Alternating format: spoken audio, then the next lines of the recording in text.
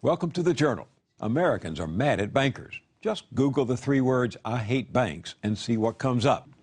But nowhere has the anger been more palpable than outside the annual convention of the American Bankers Association in Chicago this week. These demonstrators wanted to know why regular folks are facing foreclosures, rising credit card and checking fees, while bankers are laughing all the way to the bank. They protested Wall Street's outrageous bonuses, subsidized with trillions, and I do mean trillions, of taxpayer dollars, after their reckless gambling with other people's money brought down the economy a year ago. There's some historical irony in the timing of this meeting and the protest. 80 years ago this week, on October 29, 1929, the stock market crashed, bringing the Roaring Twenties to a screeching halt. The Roaring Twenties, that era of flappers, bathtub gin, and dancing till dawn, of reckless speculation and living it up while raking in money from the stock market and buying on credit as if there were no tomorrow. The ultimate judgment came from Al Capone, the city's celebrated gangster. "The market's a racket," he said. "Those stock market guys are crooked." Black Tuesday, as the crash was called, saw already shaky shares plunge 25% in just 2 days. Fortunes were wiped out in minutes, and small investors saw dreams of prosperity, even security, disappear. As the weeks and months went by, the nation slipped deeper and deeper into the abyss of the Great Depression. All these years later, we're still arguing over what brought on the hard times. If you want to join the argument, you need to start with this classic, The Great Crash, 1929, by the noted economist John Kenneth Galbraith. First published in 1955, it has never been out of print, in part because its analysis is so prescient and, excuse the expression, on the money. A new edition is out, as timely as today's headlines, and it comes with a new introduction by another noteworthy economist, James K. Galbraith. That's right, the son of John Kenneth. James K. Galbraith, one-time executive director of Congress's Joint Economic Committee, teaches economics at the University of Texas, where he holds the Lloyd and Benson Chair at the LBJ School of Public Affairs. He also directs the university's Inequality Project, which analyzes wages and industrial change around the world. His own 7 books include this one, The Predator State, How Conservatives Abandon the Free Market and Why Liberals Should Too. James Galbraith, welcome back to the Journal. Thank you very much. How does this last year compare with what happened after the Great Crash in '29? It's similar in important respects and different in others. If you look at the trends in world trade and manufacturing, they're very similar. There's been a massive collapse, a collapse which is comparable in scale to 1930. The overall economy hasn't come down nearly as much, and the reason for that is that we have the institutions that were created in the New Deal and the Great Society, institutions of the welfare state, Social Security, and of course there has been the influence of John Maynard Keynes, which gave us the very quick reaction in the form of the expansion bill, of the stimulus package, and that also has kept the damage from being as large as it was in 1930 to 32. So what we're seeing today is distress of a different kind, and I think it's playing out on a longer time frame. The great wealth that the American middle class built up over 70 years, largely in their homes, has been terrifically impaired, in many cases wiped out. People are upside down in their mortgages. Their mortgages are worth more than the houses that they live in, and that doesn't mean that they're going to default or millions will be foreclosed, but many millions more simply can't sell, can't move, can't change their circumstances, don't have a cushion. And that is a factor that will bring stress into their lives over time. A long time, right? Over a long time, this is not yes. something from which people recover. My father was about 24, 25 maybe, at the time of the Great Crash of 1929, and he never recovered from it for the rest of his life. He never got over that experience. Is that likely to be the case with all these people suffering out across the country now? The same was true of my grandfather on my mother's side, who was a lawyer, whose practice depended upon the prosperity of the 1920s.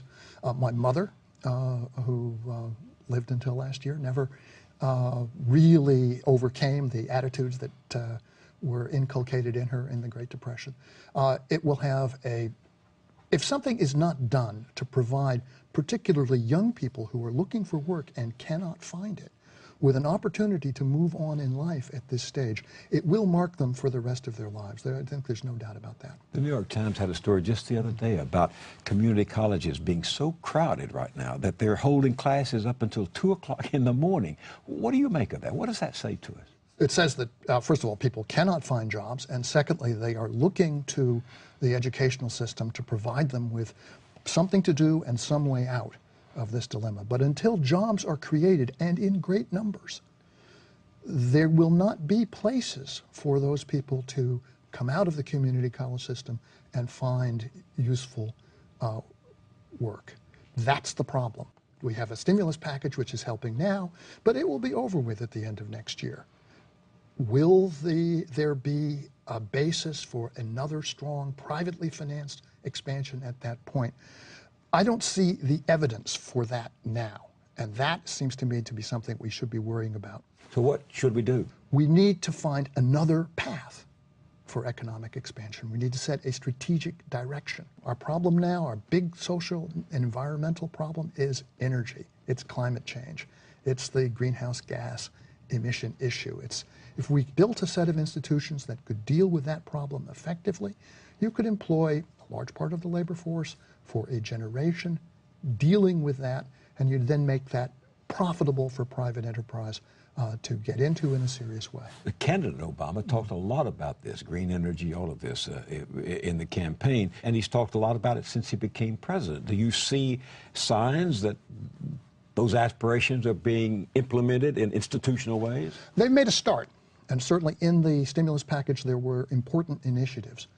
But the stimulus package is framed as a stimulus, as something which is temporary, which will go away after a couple of years. And that is not the way to proceed here. The overwhelming emphasis in the administration's program, I think, has been to return things to a condition of normalcy, to use a 1920s word, that prevailed 5 and 10 years ago. That is to say, we're back to a world in which Wall Street and the major banks are leading and setting the path. To restore what was. To restore what was. Instead of reform what is. And I don't think what was can be restored. And you say that's the objective of the administration's policies? Geithner, Bernanke, Summers, the president himself?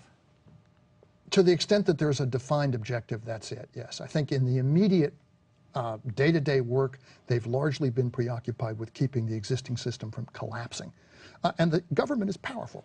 It has substantially succeeded at that. But you really have to think about, do you want to have a financial sector dominated by a small number of very large institutions, very difficult to manage, practically impossible to regulate, and ruled by essentially the same people and the same culture that caused the crisis in the first place? Well, that's what we're getting, because after all of the mergers, shakedowns, losses of the last year, you have 5 monster financial institutions really driving the system, right? And they're highly profitable, and they are already paying, in some cases, extraordinary bonuses. And you have an enormous problem, as the public sees very clearly that a very small number of people really have been kept afloat by public action, and yet there is no visible benefit to people who are looking for jobs, or people who are looking to try and save their houses, or to somehow get out of a catastrophic personal debt situation that they're in. But when President Obama came into office, people said this is a Rooseveltian moment, this is a moment to seize a crisis and do what FDR did. How do you trace the comparison in the last 40 weeks of Obama with Roosevelt? Well, the public is way ahead of the political system. The public certainly wanted a Rooseveltian moment.